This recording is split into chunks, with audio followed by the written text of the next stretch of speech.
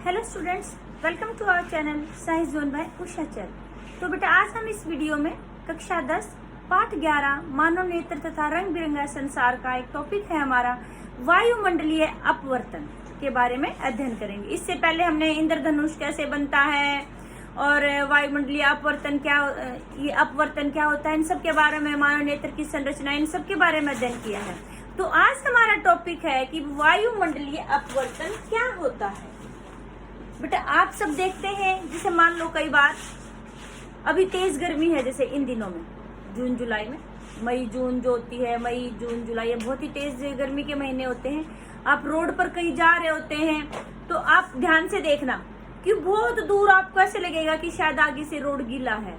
आप उसके नजदीक पहुंचते तो वहां सूखा मिलता है और फिर उससे आगे आपको लगेगा कि वहां गीला है।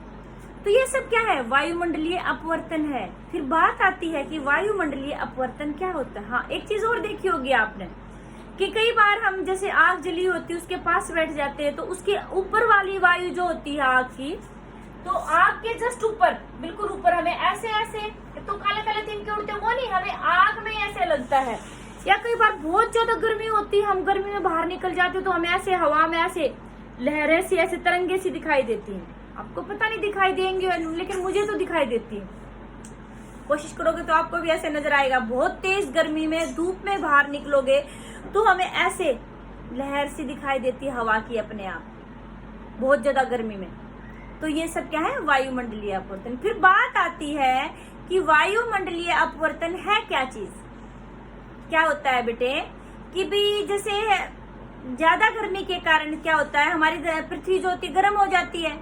अब उसके आसपास वाली जो वायु है वो भी गर्म हो जाती है और ऊपर वाली वायु है वो उसकी तुलना में ठंडी है। तो यानी कि दो माध्यम बन गए। जो गर्म वायु है वो हल्की होगी, यानी कि विरल माध्यम हो गया, और जो ठंडी वायु है वो सघन माध्यम हो गया।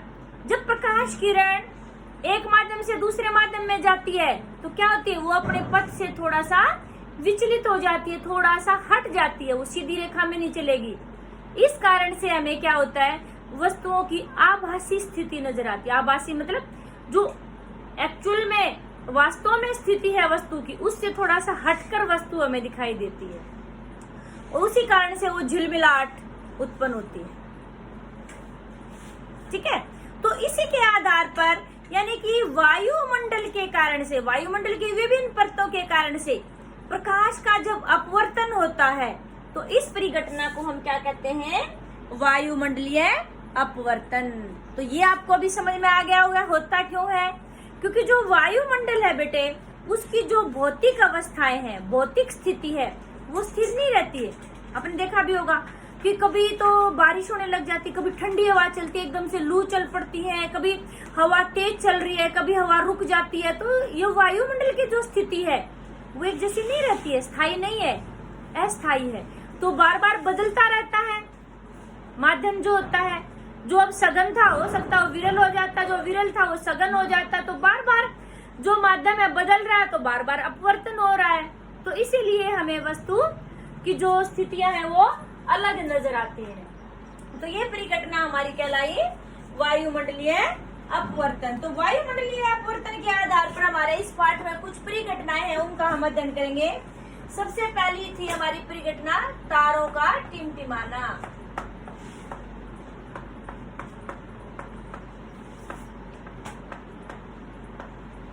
या झिलमिलाना, एक ही बात है। अच्छा बेटे, ये जो प्रश्न होते हैं, ये आपके जो वायुमंडलीय अपवर्तन टॉपिक है, इसके ऊपर दो तरह से प्रश्न आते हैं। एक नंबर में पूछ ले आपसे तारों का टिमटिमाना किस प्रभाव के कारण से, तो आप खाली आंसर लिखेंगे वायुमंडलीय अपवर्तन के कारण से। और ये 3 नंबर में, 5 नंबर में, 4 नंबर में आ जाता है, तो आपको इसको एक्सप्लेन करना होगा। एक और दूसरा हमारा जो है परिघटना, जो हम ये वायुमंडलीय अपवर्तन के कारण से ही पढ़ेंगे, वो है आपका अग्रिम सूर्योदय।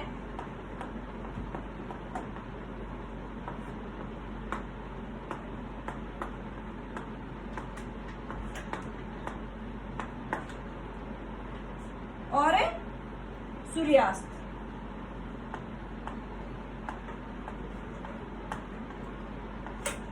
ये दोनों परिघटनाएं जो है आपकी, और एक और है कि सूर्य का चपटा दिखाई देना।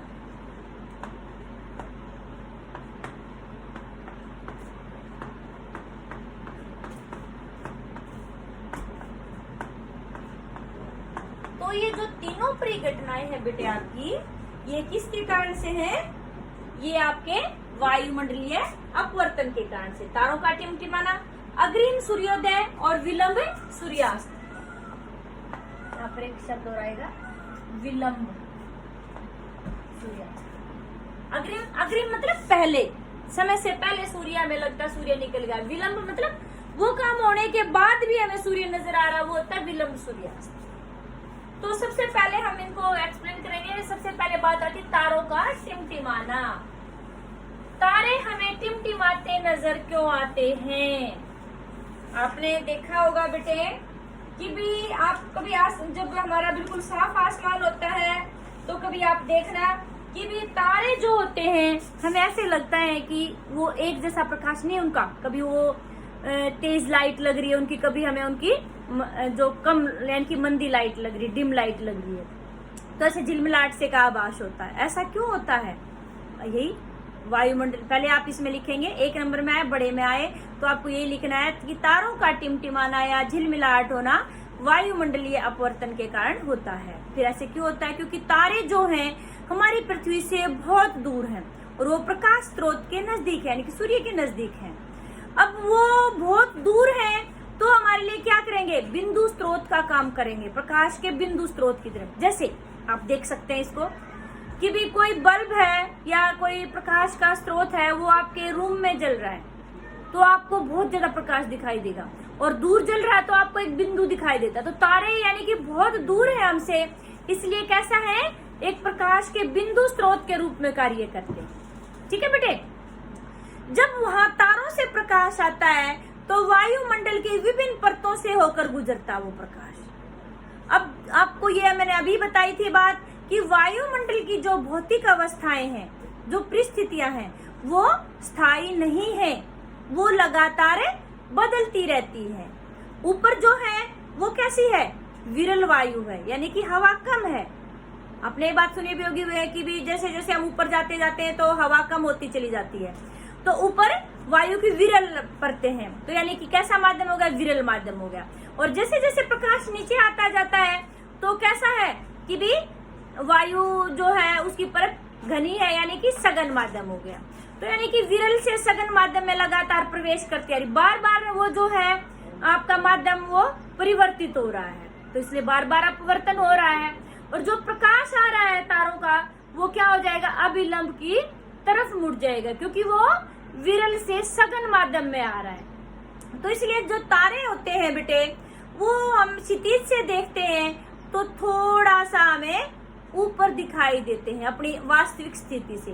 तो ये प्रश्न आपसे ये भी पूछ सकते हैं कि तारे जो हैं वो हमें अपनी वास्तविक स्थिति से थोड़ा सा ऊपर क्यों दिखाई देते हैं? तो इसमें भी आप यही कहेंगे वायुमंडलीय अपवर्तन के कारण से। आपको अभी मैंने बताया कि ऊपर वायुमंडल की जो परतें हैं वो कैसी है? विरल है, और नीचे जो है सघन माध्यम हो गया, क्योंकि घनी वायु है। तो इसलिए क्या होगा कि प्रकाश किरण अभिलंब की तरफ मुड़ जाएगी और उसकी वास्तविक स्थिति यानी कि थोड़ी सी ऊपर दिखाई देगी। अब हम बात करते कि तारे क्यों झिलमिलाते हैं, तो इसलिए बार बार माध्यम परिवर्तन होने से क्या हो जाएगा? उसकी बार बार अपवर्तन होता रहेगा, और अब बार बार अपवर्तन होने से क्या होगा कि भी हमें उसकी वास्तविक स्थिति पता नहीं चलेगी, इसलिए हमें तारे झिलमिलाते नजर आएंगे। तो मोटे तौर पर बेटा आपको इस प्रश्न में सबसे पहला पॉइंट लिखेंगे कि वायुमंडलीय अपवर्तन के कारण से। दूसरी बात आपको क्या याद रखनी है कि वायुमंडल में विभिन्न परतें हैं, उनकी क्या है? जो है वायु का जो मात्रा है वो अलग अलग है। ऊपर कैसी है? विरल परतें हैं, नीचे सघन परतें हैं। फिर तीसरी बात कि वायुमंडल की भौतिक जो स्थिति है वो समान नहीं रहती, लगातार बदलती रहती है। इसीलिए लगातार माध्यम बदलता रहेगा तो बार बार अपवर्तन होगा। बार बार अपवर्तन होने से तारे की जो वास्तविक स्थिति है वो भी नजर नहीं आती, और इसी कारण से तारे हमें क्या करते हैं? टिमटिमाते या झिलमिलाते नजर आते हैं। क्लियर बेटे? नेक्स्ट आपका क्वेश्चन था, अभी मैंने आपको बताया था कि भी अच्छा, उससे पहले एक बात आती है कि भी तारे तो टिमटिमाते हैं और ग्रह क्यों नहीं टिमटिमाते। ये भी आपका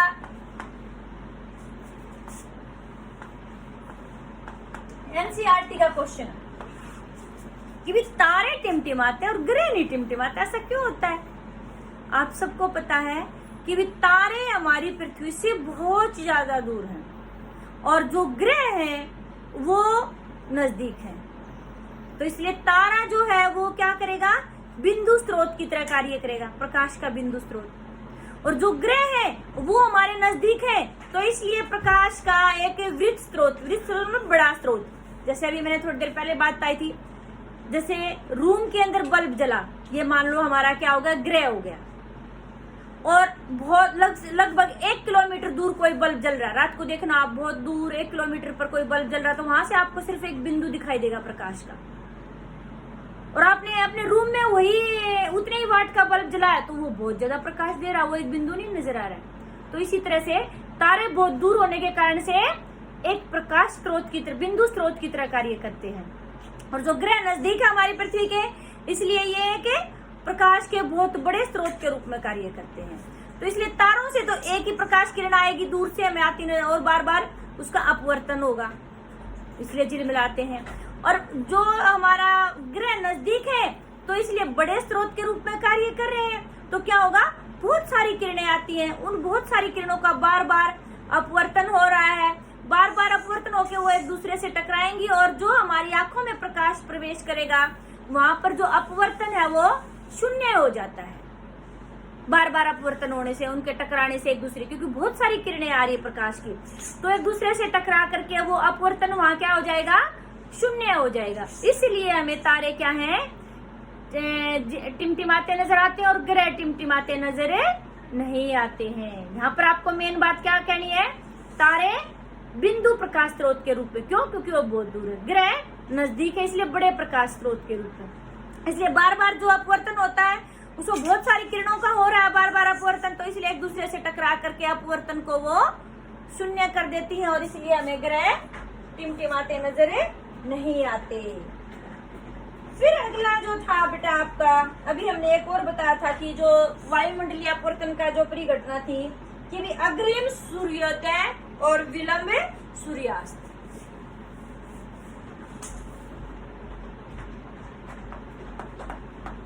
आपसे पूछा जाए कि भी अग्रिम सूर्योदय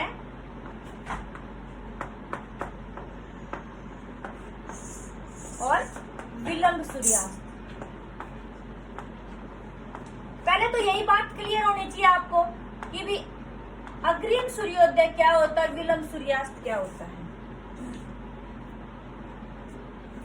आपने देखा है बेटे कई बार, गर्मियों में तो हम इतना बाहर नहीं देखते, सर्दियों में हम सुबह सुबह देखते कि हाँ सूरज निकल आएगा, तो उससे हम सूरज निकलने से पहले क्या होता है, जहां से सूरज निकलना होता है वहां से थोड़ा थोड़ा लाल लाल नजर आता है, लालिमा आ जाती है, सुंदर लगता है हमें वो देखने। उसके थोड़ी देर बाद हमें सूरज नजर आता है। और ऐसे ही सूर्य छिपने के बाद भी, सूर्य वास्तव में छिप चुका होता है लेकिन फिर भी हमें वहां से लाल लाल नजर आता है, वो क्या हो गया, विलंब सूर्यास्त। ऐसा क्यों होता है, आपसे 1 नंबर में पूछा जाए तो आप यही कहेंगे कि वो किस कारण से होता है, वायुमंडलीय अपवर्तन के कारण से। सूर्य अग्रिम सूर्योदय यानी कि 2 मिनट पहले और ये 2 मिनट बाद तक हमें ऐसे सूर्य दिखाई देता है। ये वास्तविक सूर्योदय का मतलब क्या होता है कि भाई सूर्य जो होता है वो क्षितिज को पार कर जाए, तो वो हमारा क्या हो जाएगा, वास्तविक सूर्योदय। ठीक है बेटे। और क्या होता है कि जैसे हमारी ये पृथ्वी हो गई, ठीक है, और यहां से हमने क्या किया कि भी ये हमारा क्या हो गया, क्षितिज हो गया, यहाँ हमारा क्या है, वायुमंडल है। ठीक है, यहाँ पर हम है, हम जैसे देख रहे हैं, हमारी आंख मान लो हमारी पृथ्वी के ऊपर है हम, ठीक है, ये क्षितिज से हम देख रहे हैं उस वस्तु को। एक्चुअल में में क्या होता है कि भाई हमारा ये हमारे सूर्य की वास्तविक स्थिति है और हमें कहाँ दिखाई देता है? जब हम यहाँ से देखते हैं हमें सूर्य यहाँ दिखाई देता है। ये 2 मिनट का समय होता है। सूर्य अभी क्षितिज से नीचे है और हम देखते हैं तो हमें वहाँ पहले ही लालिमा नजर आ जाती है। तो ये हमारे सूर्य की आभासी स्थिति है। तो जो हमें दिखाई दे रहा है वो क्या है? वास्तव में सूर्य नहीं है, सूर्य का प्रतिबिंब है। ऐसे ही जब छिपता है तो हमें सूर्य हमारा छिप चुका होता है लेकिन उसका प्रतिबिंब भी हमें दिखाई देता है, आभासी प्रतिबिंब। और ये कितना समय होता है? 2 मिनट का। अगला हमने एक और परिघटना बताई थी वायुमंडलीय अपवर्तन के कारण कि भी सूर्योदय और सूर्यास्त के समय हमें सूर्य चपटा दिखाई देता है। वो भी किस कारण से दिखाई देता है? वायुमंडलीय अपवर्तन के कारण से। ठीक है बेटे। तो जो ये अग्रिम सूर्योदय और विलंब सूर्यास्त होता है, यानी कि जो ये वायुमंडलीय अपवर्तन होता है, इसी कारण से सूर्य हमें चपटा दिखाई देता है। ठीक है। तो आपके ये थे कि वायुमंडलीय अपवर्तन क्या है और उससे संबंधित कौन कौन सी परिघटना है। और ये बिल्कुल इम्पोर्टेंट टॉपिक है। इस टॉपिक में से क्वेश्चन आता ही आता है 100%। इसको बिल्कुल अभी पक्का कर लो।